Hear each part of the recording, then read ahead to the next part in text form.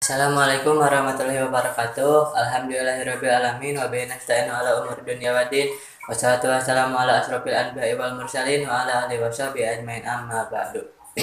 Langkung dipayon hayo urang sanggakeun puji sareng syukur kadat Allah anu Maha Gopur, salawat sareng salamna mugia dicurah limpakeun ka junjungan urang sadayana nyatana Kanjeng Nabi Muhammad sallallahu alaihi wasallam. Oke teulah kulawargina ka sahabatna ka tabiin tabiatna tur mudah-mudahan dugi ka arong salaku umatna amin ya Allah ya rabbal alamin.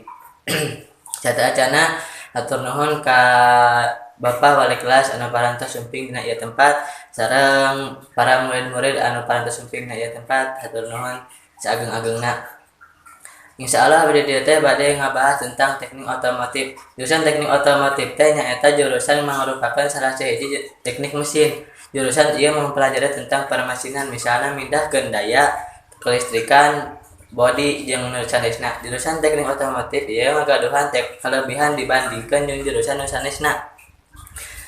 Nyaeta perespek kerja anu lumayan ageng anu pesa setiap harina. Jadi isukan mun arurang tos lulus dina ieu sakola teh ing hariwang nganggur soalna seueur perusahaan anu ngabutuhkeun seorang ahli otomotif jang kelancaran operasional maranehna. Jeung lamun teu aya nu ngabutuhkeun, tenang aya nu cara nu kadua nyaeta ku cara muka bengkel di payeunan bumi atawa di geureun bumi. Nu matak nguntungkeun ka arurang. Salian ti nu nguntungkeun oge, jurusan teknik otomotif teh seueur pengalaman dina pelajaranna atawa dina praktekna. Jadi tiasa disimpulkan ti awal ke akhir na ieu biantara bahwa jurusan teknik otomotif nyaeta jurusan anu seueur diminati ku para pelajar SMK.